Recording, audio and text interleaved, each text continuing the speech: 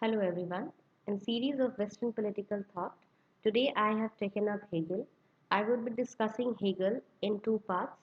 So let's begin today with part 1.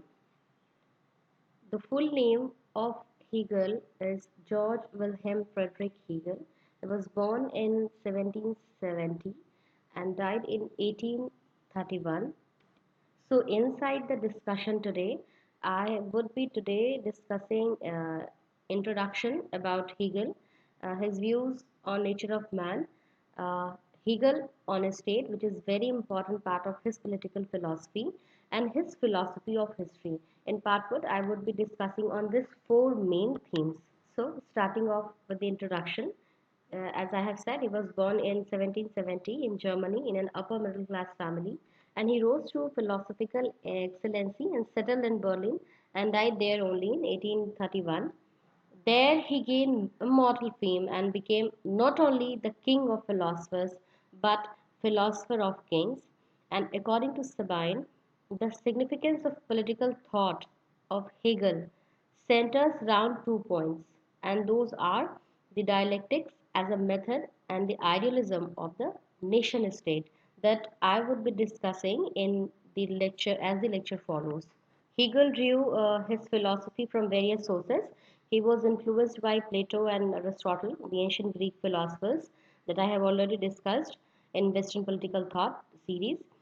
He was also influenced by French Revolution, which was for him a glorious mental dawn. He studies Kant's philosophy and rejected his individualistic conception of a state and the idea of passive obedience to state. As I have said that he has been influenced by the ancient Greek philosophers Plato and Aristotle. So on nature of men, he agrees with Aristotle that man is a social and political animal, both by nature and necessity. He always wants both need and assistance of others for his mental, moral, and physical development.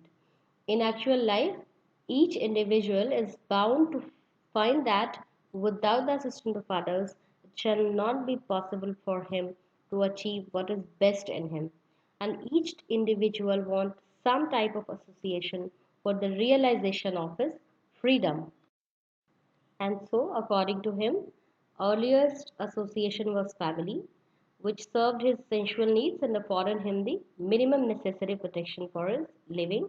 This is what Hegel is talking about man. Weber has said about this institution that it incorporated in men the idea of mutual love and thus the basis from which Hegel begins his analysis of state. Hegel on a state. As I have already said that this is the one of the most important contribution to political philosophy and most important concept of a state in his political philosophy also. So according to Hegel, a state represents reason and guarantee liberty. It represents real will of all individuals. The state, he believes, is an end in itself and also the sole agency necessary for moral upliftment of mankind. He favors absolution of the state. He did not agree with social contract philosopher and he believes in natural organism of the state. Hegel was of the opinion that a state was a real person and its will was manifestation of perfect rationality, the synthesis of universal and individual freedom. That I would be taking up as I go further. For here, he believed individual has no rights against the state. He favored divine origin of state. It represented divine will. So the heroes are agents of world spirit, and the end of a hero may be tragic, but they meet that after having finished their task. The state is the objective spirit and end in itself. The individual has only an indirect and reflected existence, whereas the state possesses ultimate reality. In his view, essence of a state is freedom, and true freedom lies in complete subordination to the dictates of the state. That means an individual has to completely merge himself in the state and should follow what state is dictating. So it is in a state that man is able to enjoy his outward self over his inward idea of freedom. This is what Hegel believes, and according to him, state is an agency which represents and aims at subjective freedom. So what he says further that it is both absolute and infallible. It is the march of God on earth and thus an end in itself and not means to an end. Since the state represents reason, the freedom of individual in a state lies in obeying the laws. It represents individual, collective and divine will. He preferred formation of federation but pleaded that system of representation in a state should be on functional basis. His philosophy of history. Hegel's political thought is deeply embedded in his philosophical approach, particularly in his philosophy of history. He is the chief exponent of idealism, which is closely linked with his dialectical method, and that dialectical method I would be discussing in part 2 of Western political thought, Hegel's philosophy.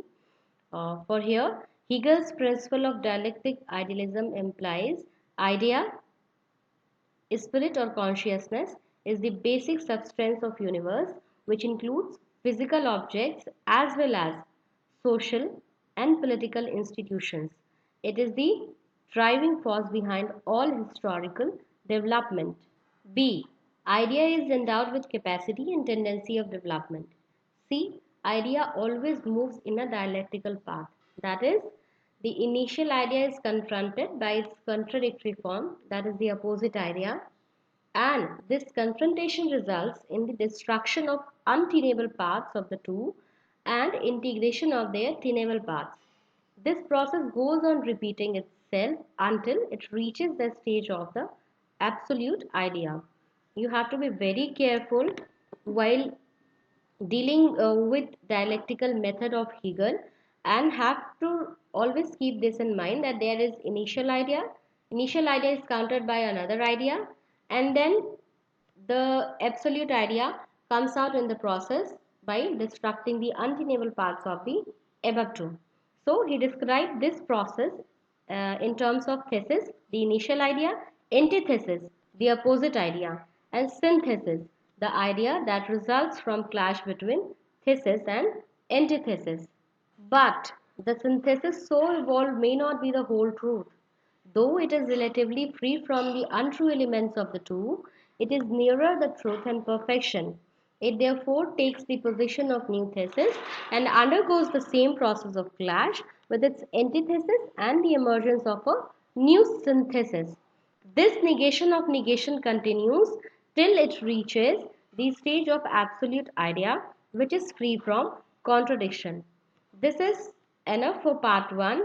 I would be discussing and describing it in more elaborate way in part 2 of Western political philosophy, Hegel.